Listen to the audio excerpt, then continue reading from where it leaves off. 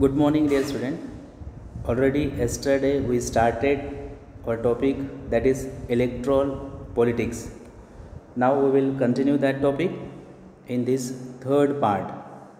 For Lok Sabha elections, the country is divided into 543 constituencies.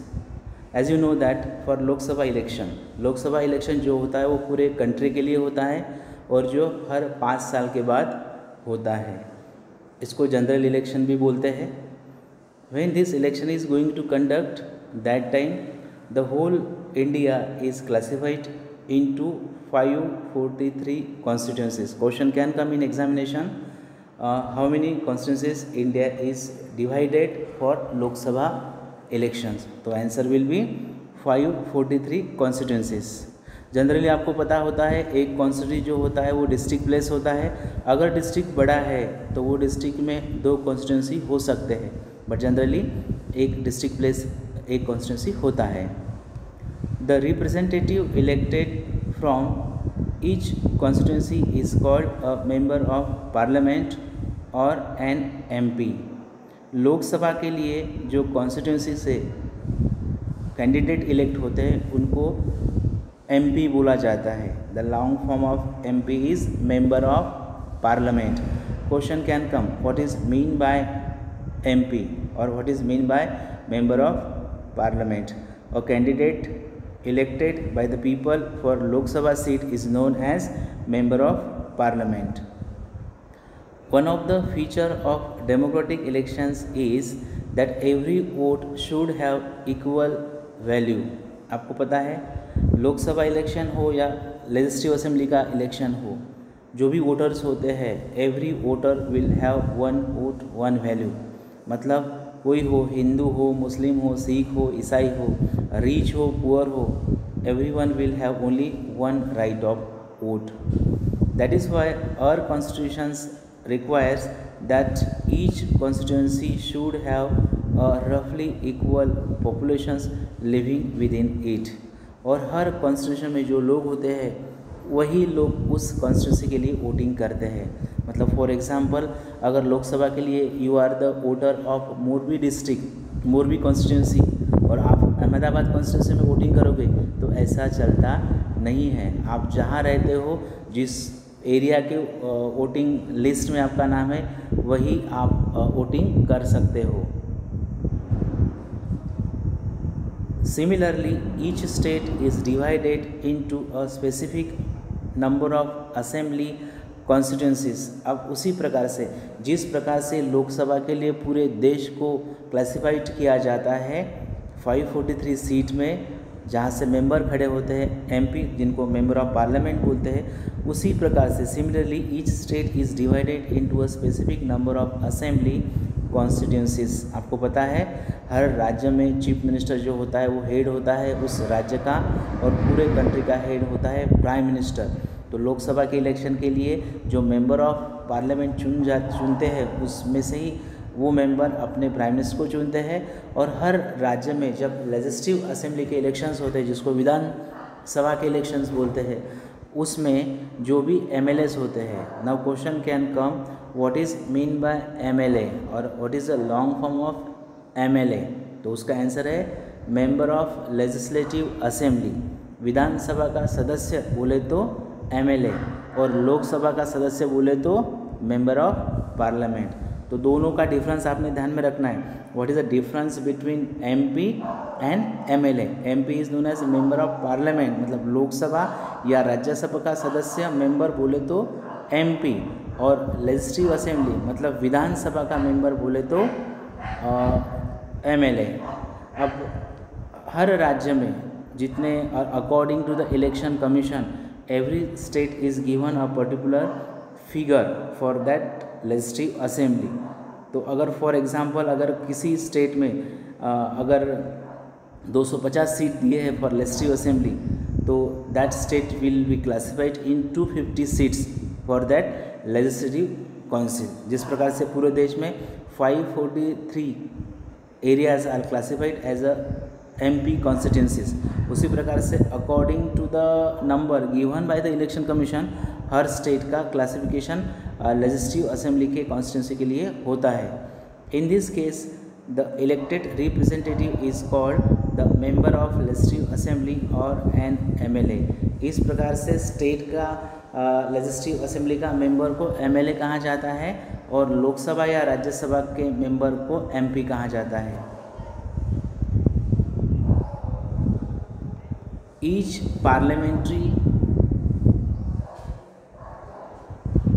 parliamentary constituency has within it several assembly constituencies.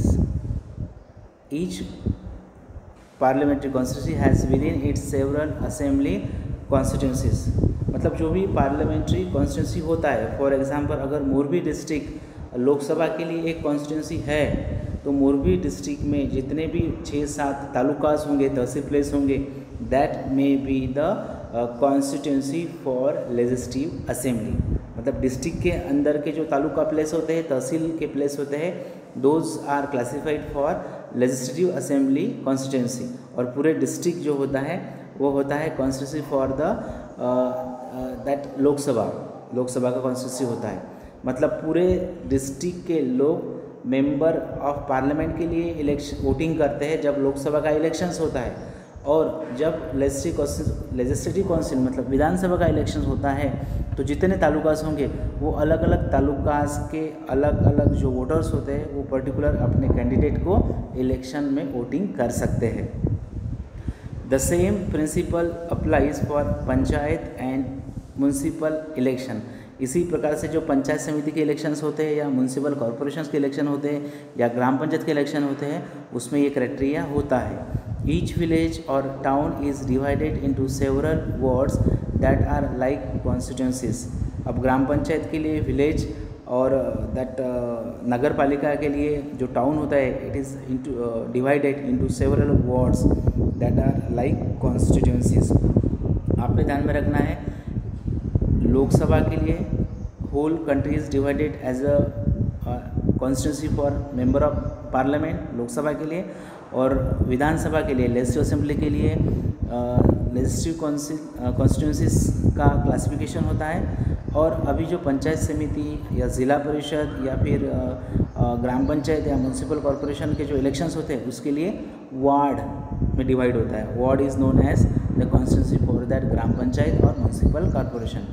Each ward elects one member of the village और the urban local body. अब हर ward में एक member को चुना जाता है by the voter of that ward. Sometimes this constituencies are counted as seats for each constituency represent one seat in the assembly. When we say that Lok Dal owns 60 seats in Haryana, it means that candidates of Lokdal own 60 assembly constituencies in the state, and thus Lokdal had 60 MLAs in the state assembly। जब हम बोलते हैं कि लोकदल के 60 MLA जीत कर आए, मतलब हरियाणा में जितनी कॉन्स्टिट्यूंसी होंगी फॉर लेजिस्लेटिव असेंबली उसमें से 60 कॉन्स्टिट्यूंसी में से जो जीत है वो लोकदल के लोगों को हुई होंगी। Now next topic we will understand, that is reserve constituencies. ये अपना आज नया टॉपिक है, रिजर्व कॉन्स्टिट्यूंसीज। अब रिजर्व का मतलब आपको पता है, रिजर्व मतलब राखी रहती है, मतलब जहाँ से पर्टिकुलर कैंडिडेट पर्टिकुलर जाति के कैंडिडेट ही इलेक्शन में खड़े रह सकते हैं। Now you will think that why this policy, this criteria is there for the people of India, reserve constituencies. अब ये रिजर्व कॉन्स्टिट्यूंसीज क्या होती है? जिसमें पर्टिकुलर जाति के लोग ही उस कॉन्स्टिट्यूंसी में इलेक्शन के लिए खड़े हो सकते हैं। तो ऐसा क्यों, दैट वी विल अंडरस्टैंड। और constitutions entitles every citizen to elect her his representative and to be elected as representative. हमारी जो राज्य घटना है उसने सबको अधिकार दिया है कि जो भी इलेक्शन है उसमें सब लोग वोटिंग कर सकते हैं और जितने भी लोग हैं अगर उनको लगता है कि they should also stand for the elections of legislative assembly और द इलेक्शन ऑफ लोकसभा और the election of gram panchayat और म्यूनसिपल कॉरपोरेशन, तो वो भी खड़े रह सकते हैं। मतलब बाय द कॉन्स्टिट्यूशंस ये प्रावधान दिया गया है कि कोई भी इलेक्शन में खड़ा रह सकता है, like that. The constitutions makers however were worried that in an open electoral competitions certain weaker sections may not stand a good chance to get elected to the Lok Sabha and the state legislative assemblies. Now see, अब constitution makers like doctor Baba Saheb Ambedkar और doctor Rajendra जी प्रसाद, इन्होंने हमारा constitution बनाया है। तो इन्होंने जब हमारा कॉन्स्टिट्यूशन बनाया तो उनको ये बात पता थी कि इलेक्शन में अगर पर्टिकुलर जाति के लोग ही हमेशा खड़े रहे तो जो वीकर सेक्शन होते हैं, वीकर जो एकदम जो पिछड़ा जाति होता है सोसाइटी का, वो हमेशा पीछे ही रहेंगे, और जो एजुकेटेड और रिच कास्ट है, रिलीजन है, वही हमेशा आगे जाएंगे। इसलिए हमारे कॉन्स्टिट्यूशन मेकर ने क्या किया है, वीकर सेक्शन को भी चांस मिले, इसलिए ऐसे कुछ वैकेंसीज, कुछ कॉन्स्टिट्यूंसीज रिजर्व रखे हैं एससी और एसटी कैटेगरी के लिए, ताकि इनके ही द्वारा लोग इलेक्शन में खड़े रहे। अगर ये प्रावधान न होता तो हमेशा ओपन वाले, ओपन कैटेगरी के रिच लोग ही हमेशा स्टेट असेंबली हो या पार्लियामेंट्री हो लोकसभा के लिए, वही अपने कैंडिडेट खड़े कर सकते थे। They may not have the required resources, educations and contacts to contest and win elections against others. ऐसे गरीब लोग अगर उनको रिजर्वेशन न होता तो हमेशा वो इलेक्शन में उतर ही नहीं सकते थे। इसीलिए बिकॉज ऑफ रिजर्व कॉन्स्टिट्यूंसीज क्या हुआ है, पर्टिकुलर जगह पर एससी या एसटी कैंडिडेट को ही इलेक्शन में खड़ा करना पड़ता है। इसीलिए आप देखते होंगे कांग्रेस हो या बीजेपी हो, ये बड़े बड़े पार्टियां जो है, they are standing a candidate whether it will from SC category और ST category for legislative assembly और फॉर लोकसभा।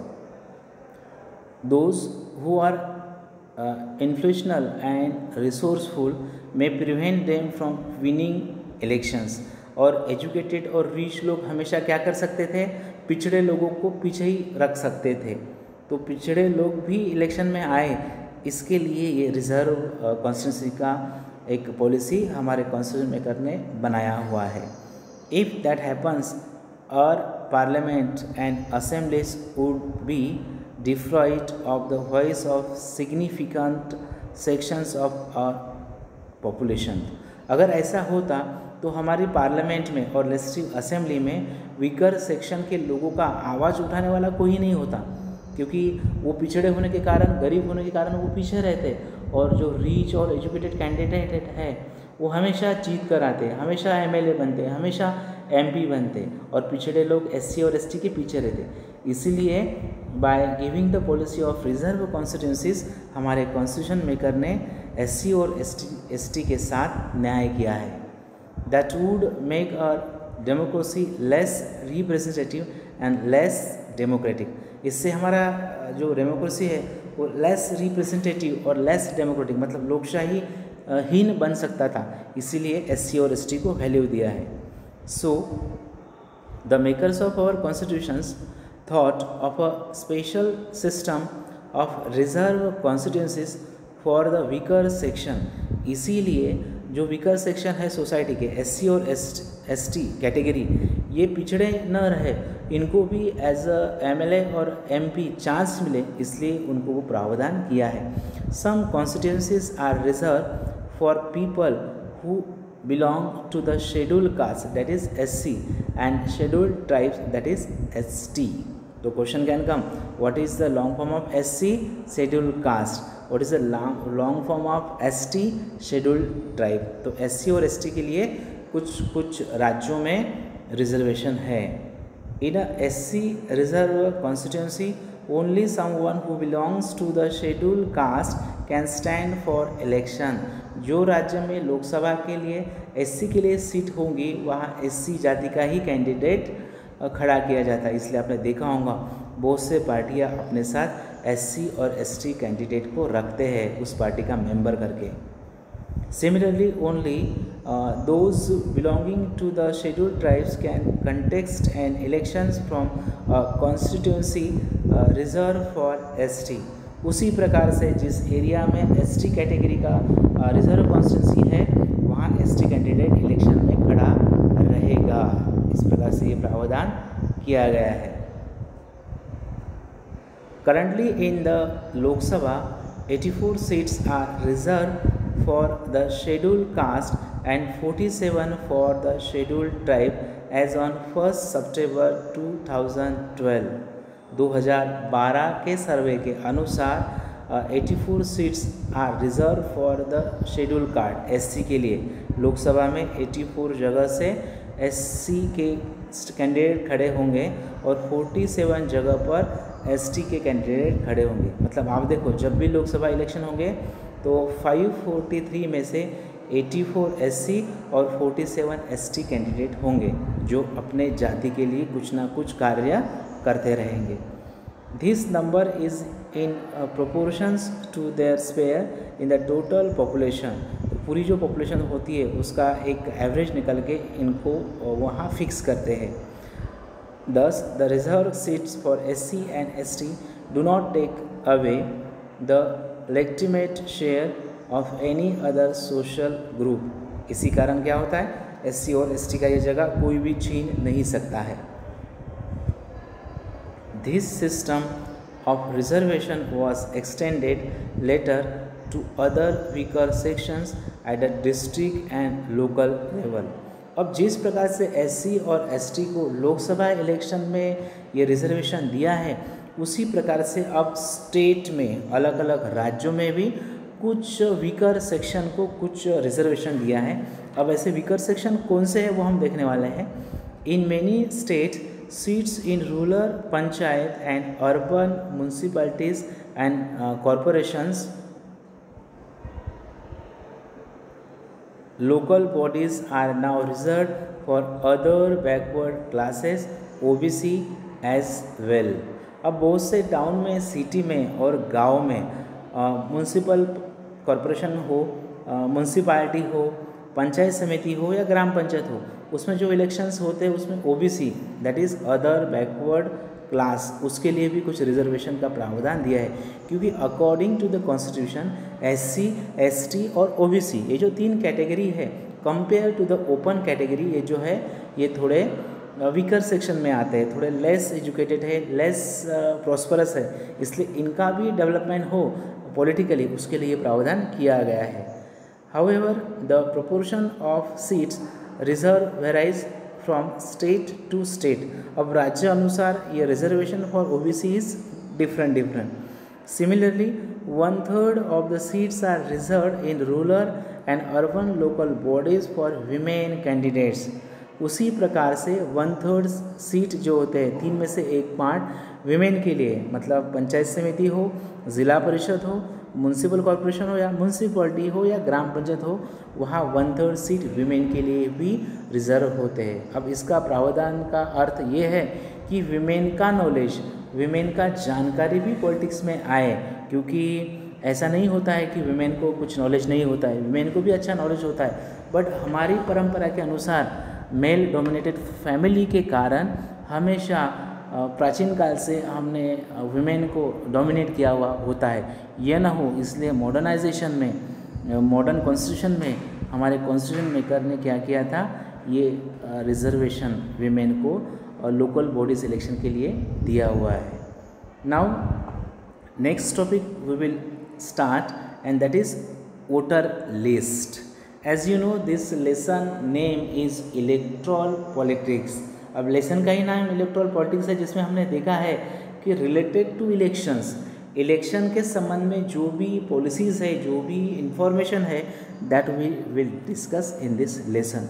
अब वोटर लिस्ट क्या होता है, मतलब किन के नाम वोटर लिस्ट में आता है, who is preparing the voter list, when this voter list is going to prepare, that informations we will understand. once the constituencies are decided, the next step is to decide who can and who cannot vote. जैसे ही for legislative assembly या फिर for Lok Sabha elections के constituencies decide होते हैं, वैसे ही उस area के कौन से लोग वोटिंग करेंगे और कौन से नहीं करेंगे उसका लिस्ट बनाने का समय आता है. This decisions can not be left to anyone till the last day. मतलब ये एकदम लास्ट डे तक नहीं होता है, पहले से इसका प्रिपरेशन करना होता है. इस प्रकार से इलेक्शन कमीशन जो होता है, हमारा जो निर्वाचन आयोग है, वो साल भर हर दिन उनके काम चालू ही रहते हैं. In a democratic elections the list of those who are eligible to vote is prepared much before the elections and given to everyone.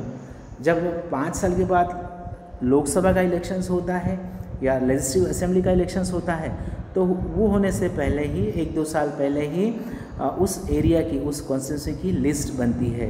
आपको पता है everyone who will have more than 18 years of age, 18 साल के बाद जो भी लड़का है या लड़की है, वह अपने इलेक्शन के लिए फॉर्म भरते हैं तहसील ऑफिस में और अपना फिर एंट्री करते हैं. फिर they become the liable for the voting of election. This list is officially called the electoral roll and is commonly known as the voter list. इसको ही इलेक्टोरल रोल बोलते हैं या फिर वोटर लिस्ट बोलते हैं. अब आपको पता होगा everyone is increasing by the age. जो 16 साल के हैं वो अगले साल 17 के होंगे, जो 17 के हैं वो 18 के होंगे. तो जैसे ही आपका 18 साल के ऊपर एज होता है तो आपको फॉर्म भरना पड़ता है, जिसके ज़रिए आपका नाम इलेक्शन लिस्ट में आता है, वोटर लिस्ट में आता है. This is an important step for it is linked to the first conditions of a democratic election. Everyone should get an equal opportunity to choose a representative. According to the Constitution of India, हर एक को voting का right मिलना चाहिए. फिर उसका जाति कुछ भी हो, उसका रिलीजन कुछ भी हो, वो अमीर हो या गरीब हो. If he is filling the form, अगर वो फॉर्म भरता है और अपना नाम दर्ज करना चाहता है तो उसका नाम वोटिंग लिस्ट में आना ही चाहिए. In chapter 1 we read about the principle of universal adult franchise. पहले चैप्टर में इस 9th स्टैंडर्ड के हमने देखा है कि यूनिवर्सल अडल्ट फ्रेंचाइज मतलब क्या. आपको पता है what is mean by universal adult franchise. एक क्वेश्चन भी आता है, what is mean by universal adult franchise. Everyone who is more than 18 years of old is having a right for voting is known as universal adult franchise. 18 साल के कम वाला voting नहीं कर सकता. In practice it means that everyone should have one vote and each vote should have equal value. मतलब हर एक को एक ही वोट करने का अधिकार होगा और वो वैल्यू सबका एक ही होगा. ऐसा नहीं होगा कि मैं प्राइम मिनिस्टर का रिलेटिव हूँ तो मैं 2 वोट करूँगा, या फिर मेरा जाति ब्राह्मण है तो मैं 4 वोट करूँगा, या फिर मैं एक्टर का रिश्तेदार हूँ, या फिर मैं सलमान खान हूँ तो मैं 5 वोटिंग करूँगा. ऐसा नहीं होता है. कुछ भी हो, आपका स्टैंडर्ड ऑफ लिविंग हायर हो या लोअर हो, जाति कोई भी हो, आपका कंडीशन कैसा भी क्यों ना हो, same you have to 1 vote 1 value. और इलेक्शन के समय हम देखते हैं एक्टर हो या लीडर हो, एक ही लाइन में सबको खड़ा होना पड़ता है इलेक्शन करने के लिए, वोटिंग करने के लिए. ऐसा ये नहीं होता है कि VIPs का लाइन अलग, ऐसा नहीं होता है. No one should be denied the right to vote without a good reason. जब तक कोई मेन कारण ना हो, किसी को भी वोटिंग से हम मना नहीं कर सकते हैं. Different citizens differ from one another in many ways. Some are rich, some are poor, some are highly educated, some are not so educated or not educated at all. Some are kind, others are not so kind, but all of them are human beings with their own needs and views. That is why all of them deserves to have an equal say in decision that affect them. हम देखते हैं हमारे society में अमीर लोग होते हैं, गरीब होते हैं, एजुकेटेड होते हैं, अनएजुकेटेड होते हैं, रिच होते हैं, पुअर होते हैं, अलग अलग जाति होता है, कुछ भी हो, all are equal for voting. ऐसा नहीं है कि ये 2 देंगे और हम 3 देंगे या हम 1 ही देंगे, ऐसा नहीं होगा। In our country all the citizen aged 18 years and above can vote in an election. हमारे कंट्री में 18 साल के ऊपर का जो भी लड़का हो लड़की हो, वो अगर तहसील ऑफिस में इलेक्शन कमीशन के साथ फॉर्म भरती है तब वह लायबल बनती है वोटिंग करने के लिए। Every citizen has the right to vote regardless of his और हर कास्ट, रिलीजन और जेंडर। जेंडर कुछ भी हो, मेल हो, फीमेल हो, जाति कुछ भी हो, धर्म कुछ भी हो, all are liable to vote in elections. ऐसा नहीं है कि भाई ये जाति का है, ये पिछड़ा जाति का है तो वोटिंग नहीं कर सकता है। Some criminals and persons with unsound mind can be denied the right to vote but only in a rare situation. कुछ कैंडिडेट अगर क्रिमिनल्स होते हैं, अनसाउंड माइंड के होते हैं, एकदम मेंटल होते हैं, ज़्यादा ही खतरनाक, तो ऐसे सिचुएशन में ऐसे लोगों को डिनाई करते हैं वोटिंग के लिए। लेकिन सभी क्रिमिनल को मना नहीं करते। क्रिमिनल अगर ज़्यादा खतरनाक हो तो ही उसको वोटिंग का अधिकार नहीं होता है। एक मैप इसमें दिया है सी। हमने देखा है कि whole India is classified in 543 constituencies. तो ये एक मैप है, this is map of India, आप देख रहे हो। और यहाँ लिखा हुआ है लोकसभा कॉन्स्टिट्यूंसीज, पूरे इंडिया में लोकसभा कॉन्स्टिट्यूंसी दी गई है। टोटल कॉन्स्टिट्यूंसी हमारी 543 है। जनरल मतलब ओपन कैटेगरी के 412 लोग इलेक्ट होते हैं, इलेक्शन में खड़े होते हैं। रिजर्व SC 84 हमने देखा, और रिजर्व ST 47। ये 412, 84 और 447 मिलाकर बनते हैं 543। तो इस प्रकार से ये पूरे इंडिया को क्लासिफाइड करते हैं। अब यहाँ नाम भी दिया है स्टेट कॉन्स्टिट्यूंसीज। आपने देखा होगा आंध्र प्रदेश में से 25 MPs मेंबर ऑफ पार्लियामेंट, मतलब आंध्र प्रदेश स्टेट को 25 कॉन्स्टिट्यूंसीज में डिवाइड किया जाता है। मतलब जब भी लोकसभा के इलेक्शंस होंगे तो आंध्र प्रदेश से 25 मेंबर ऑफ पार्लियामेंट लोकसभा में बैठेंगे 5 साल के लिए। वैसा ही अरुणाचल प्रदेश में जब इलेक्शन मतलब जब लोकसभा का इलेक्शन होगा पूरे इंडिया के लिए, तो from Arunachal Pradesh 2 candidates will be sent for Lok Sabha. मतलब अरुणाचल प्रदेश में 2 कैंडिडेट लोकसभा के लिए खड़े होंगे। उसी प्रकार से आसाम में 14 है, बिहार में 40 है, छत्तीसगढ़ में 11, गोवा में 2। इस प्रकार से ये लिस्ट दिया हुआ है। मतलब according to the election commission of India, every state got a particular number, और उतने पर्टिकुलर नंबर इलेक्शन में लोग खड़े होते हैं बाय द पार्टी, और जो पार्टी इलेक्शन में जीतती है वो अपने कैंडिडेट को भेजती है। अब फॉर एग्जांपल अपन एक देखेंगे, 1 मिनट। Now see we will see Gujarat. अब गुजरात अगर स्टेट है तो whenever there will be the Lok Sabha election after every 5 year, तो जब पूरे इंडिया में लोकसभा के लिए एक ही साथ इलेक्शंस होता है, तब 26 जीते हुए कैंडिडेट लोकसभा के लिए भेजे जाएंगे फ्रॉम द गुजरात, और वो 5 साल के लिए कहाँ बैठेंगे? लोकसभा में, दिल्ली में बैठेंगे। अब ये कैसे होता है? मतलब गुजरात अगर स्टेट है तो Gujarat state will be classified into 26 parliamentary section. मतलब 26 जगह ऐसे चुनेंगे जो लोकसभा का कॉन्स्टिट्यूंसी होगा। फॉर एग्जांपल अगर गुजरात में मोरबी हमारा एक कॉन्स्टिट्यूंसी होगा, मतलब 26 में से अगर मोरबी डिस्ट्रिक्ट एक लोकसभा का कॉन्स्टिट्यूंसी होगा, तो इस मोरबी कॉन्स्टिट्यूंसी से बीजेपी की तरफ से एक कैंडिडेट खड़ा रहेगा, कांग्रेस की तरफ से एक कैंडिडेट खड़ा रहेगा। अगर निर्दलीय खुद होके किसी को अगर इलेक्शन में खड़ा रहना होगा तो वो खड़ा हो सकता है। मानो अगर 5 पार्टियों ने गुजरात में, मोरबी इस कॉन्स्टिट्यूंसी में, मोरबी की बात कर रहे हैं हम, Gujarat is classified into 26 constituency. अब 26 कॉन्स्टिट्यूंसी से अगर मोरबी हमने एक कॉन्स्टिट्यूंसी लिया लोकसभा इलेक्शन के लिए, तो मोरबी इस कॉन्स्टिट्यूंसी में अगर 5 कैंडिडेट अलग अलग पार्टी के खड़े होते हैं इलेक्शन में, तो मोरबी कॉन्स्टिट्यूंसी के जो भी वोटर होते हैं वो वोटिंग करेंगे। तो ये 5 कैंडिडेट में से जिसको सबसे ज़्यादा वोटिंग मिलेगा that will be declare as a MP of Morbi constituency. फिर 5 पार्टियों के कैंडिडेट में से जिसको ज़्यादा वोटिंग मिलेगा वो जीतेगा और वो कहलाएगा मोरबी इस कॉन्स्टिट्यूंसी का MP, मेंबर ऑफ पार्लियामेंट। अगर वो बीजेपी का जीता तो वो बीजेपी का कहलाएगा, अगर वो कांग्रेस की तरफ से जीता तो वो कांग्रेस का MP कहलाएगा। और 5 साल के लिए वो उस पार्टी की तरफ से कहाँ बैठेगा, वो बैठेगा लोकसभा में। इसी प्रकार से हर स्टेट का एक आंकड़े होते हैं, वो आंकड़े वो पर्टिकुलर कॉन्स्टिट्यूंसी से जीते जाते हैं और वो लोकसभा में बैठते हैं दिल्ली में।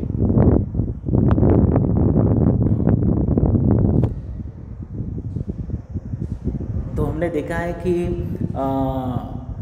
ज़्यादा जो खतरनाक क्रिमिनल होते हैं, अनसाउंड मेंटल लोग होते हैं, ऐसे ज़्यादा खतरनाक लोगों को वोटिंग से मना करते हैं। It is the responsibility of the government to get the names of all the eligible voters put on the voter list। अब एक गवर्नमेंट का जिम्मेदारी होता है कि जो भी 18 साल के ऊपर होता है उसका नाम 18 वोटिंग लिस्ट में आना चाहिए। इसलिए आप देखते होंगे हर साल सर्वे होता है, क्योंकि हर साल कोई ना कोई 18 साल के ऊपर का होता ही है। इसलिए इलेक्शन कमीशन फॉर्म देती है हमको और वो 18 साल के ऊपर का जो भी लड़का लड़की होता है उनका फॉर्म भरवाते हैं।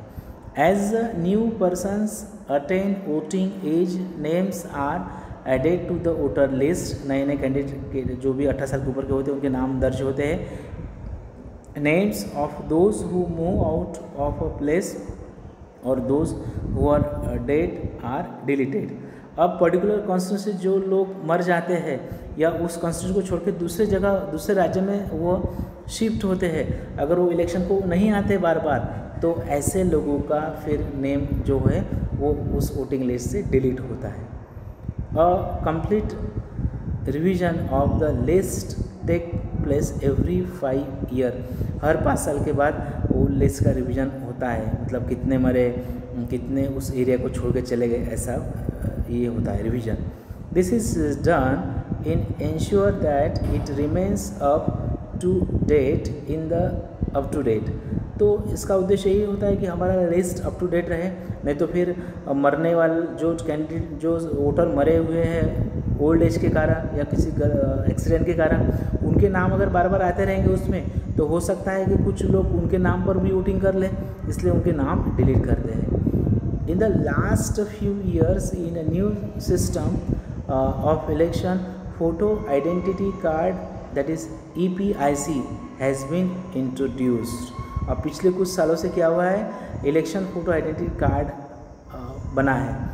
मतलब question can come, what is the long form of EPIC, what is the long form of EPIC। तो उसका आंसर क्या है, EPIC means elections photo identity card. मतलब वोटर का लिस्ट, वोटर का नाम अगर वोटिंग लिस्ट में आता है तो फिर तहसील ऑफिस से पर्टिकुलर एक गवर्नमेंट का ऑफिस होता है जहाँ से उस वोटर का फ़ोटो खींचते हैं और उसको एक आइडेंटिटी कार्ड देते हैं। मतलब वो इलेक्शन में जब आएगा तब वो कार्ड दिखलाएगा, तभी वोटिंग कर पाएगा। The government has tried to give this card to every person on the voter list. तो जिनका ही वोटिंग लिस्ट में नाम है उन सभी को ये आइडेंटिटी कार्ड मिले, ऐसा प्रावधान गवर्नमेंट कर रहा है। The voters are required to carry this card when they go out to the vote, so that no one can vote for someone else। तो जब भी आप वोटिंग करने जाओगे तो ये आइडेंटिटी कार्ड आपको साथ में लेके जाना पड़ता है, ताकि कोई गलत पर्सन जिसका नाम नहीं है वोटिंग लिस्ट में वो भी वोटिंग कर सके। इसका प्रावधान इसके लिए है। But the card is not yet compulsory for voting. लेकिन ये कार्ड कंपलसरी नहीं है। अगर किस कारण आप भूल गए या आपने नहीं निकाला तो आप दूसरा जो आपका आइडेंटिटी कार्ड होता है, आधार कार्ड या फिर आपका राशन कार्ड, वो भी लेके जा सकते हैं। For voting the voters can show many other proofs of identity like the ration card और the driving license. Driving license या फिर आपका राशन कार्ड भी आप इलेक्शंस ऑफिसर को दिखा सकते हैं और वोटिंग में आप जा सकते हैं। ऐसा कंपलसरी नहीं है कि आपके पास वो EPI से ही हो। नाउ नॉमिनेशन ऑफ कैंडिडेट, अब हम देखने वाले हैं नॉमिनेशन ऑफ कैंडिडेट, मतलब कैंडिडेट नॉमिनेशन कैसे करते हैं। जब भी इलेक्शंस होता है तो वो फॉर्म कैसे भरते हैं। We noted above that in a democratic elections people should have a real choice. हमने देखा है कि इलेक्शंस में लोगों को चॉइस होता है, वो जिसको चाहे उसको अपना वोटिंग दे सकते हैं। This happens only when there are almost no restrictions on anyone to contest and elections. अब ये तभी संभव है जब लोगों के ऊपर कोई रेस्ट्रिक्शन गवर्नमेंट का ना हो। This is what our system provides. तो यही हमारा जो सिस्टम है प्रोवाइड करता है। Anyone who can be a voter can also become a candidate in elections. मतलब हमारे जो वोटर है वो इलेक्शन में कैंडिडेट भी बन सकते हैं। जो वोटर है वो एज अ MLA के लिए, as a MP member of parliament के लिए भी इलेक्शन में खड़ा हो सकता है। ऐसा नहीं है कि आप वोटर ही रहोगे। The only difference is that in order to be a candidate the minimum age is 25 years while it is only 18 years for a being voter।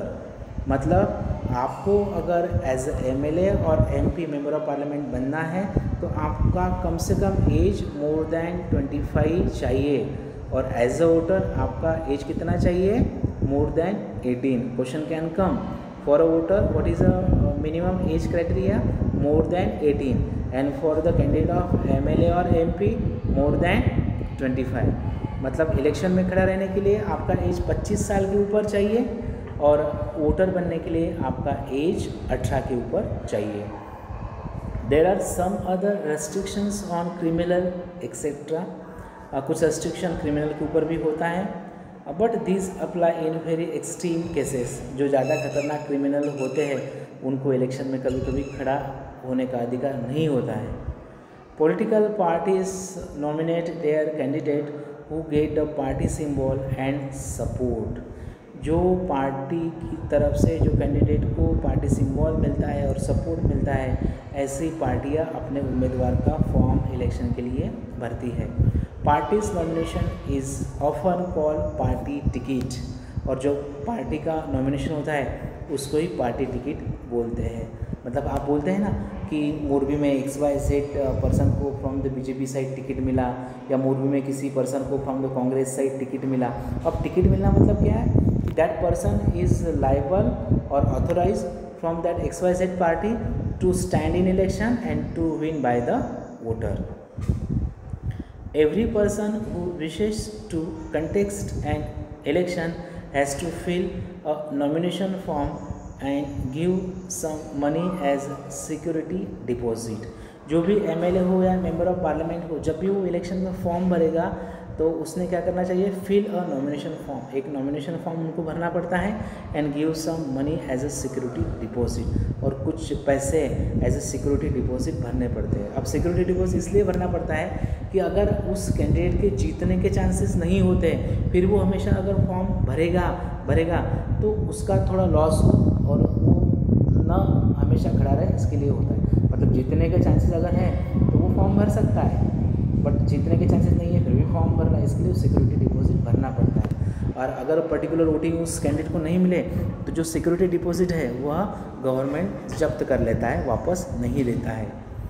Recently a new system of declarations has been introduced on directions from the supreme court. अब supreme court ने एक नया direction दिया है, जब भी as a MLA और member of parliament ये कैंडिडेट अपना फॉर्म भरते हैं, इन्फॉर्मेशन भरते हैं, नॉमिनेशन करते हैं, तो उनको कुछ इन्फॉर्मेशन उस फॉर्म में भरना पड़ता है।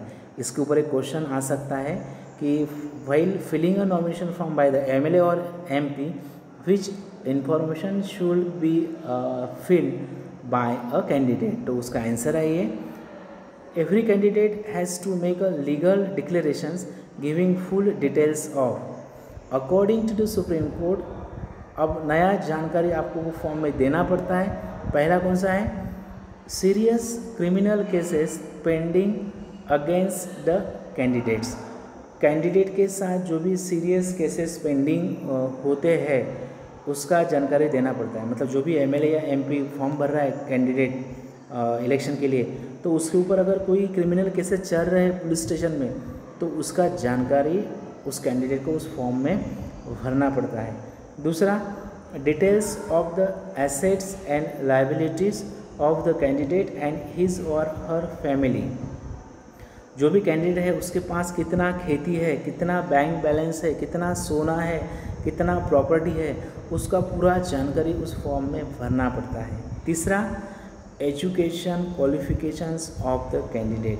वो कैंडिडेट का एजुकेशन कितना हुआ है, कितना पढ़ा लिखा है, उसका भी इंफॉर्मेशन उसमें भरना पड़ता है। ना ये जो नया प्रावधान सुप्रीम कोर्ट ने निकाला है, that is a very best. इससे क्या पता चलता है, क्योंकि ये जो फॉर्म में भरा जाता है फिर ये पेपर में, न्यूज़पेपर में पब्लिश होता है, न्यूज़ चैनल्स पर आ जाता है। फिर इससे हमको हमारा कैंडिडेट, हमारा कॉन्स्टिट्यूंसी में जो भी कैंडिडेट एज एमएलए या एमपी खड़ा होगा, तो उसका क्वालिफिकेशन कितना है वो हमको समझेगा, उसके पास कितना प्रॉपर्टी है वो हमको समझेगा, उसका क्रिमिनल बैकग्राउंड कैसे है वो हमको समझेगा। अगर उसके ऊपर बहुत ही क्रिमिनल केसेस पेंडिंग है तो हम उसको वोटिंग नहीं करेंगे, क्योंकि हम बोलेंगे अरे यार ये तो बैड है, इसके ऊपर बहुत केस चल रहे हैं। या अगर उसका प्रॉपर्टी बहुत ही है तो हमको एक आइडिया मिलेगा कि इसके पास कितना पैसा है, और 5 साल होने के बाद जब वो फिर से फॉर्म भरेगा फिर से उसको उस प्रॉपर्टी का इन्फॉर्मेशन देना पड़ेगा। अगर उसका प्रॉपर्टी बढ़ेगा तो वी कैन अंडरस्टैंड कि इसने बहुत पैसा खाया है।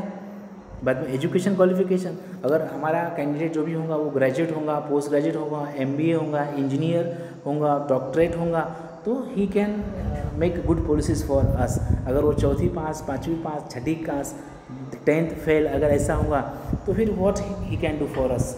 फिर वो हमारे लिए वो क्या कर सकता है, जो खुद ही अच्छा पढ़ा हुआ नहीं है वो हमारे लिए क्या करेगा। इसीलिए ये जो प्रावधान सुप्रीम कोर्ट ने दिया है, this is a best policy that is made by the supreme court. Means इससे as a voter we are becoming very very alert. This information has to be made public.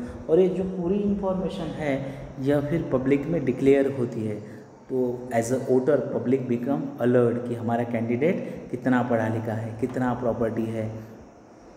This provides an opportunity to the voters to make their decision on the basis of the informations provided by the candidate। तो candidate ने जो भी information उस form में भरी है वो सभी पब्लिक में फिर चली जाती है।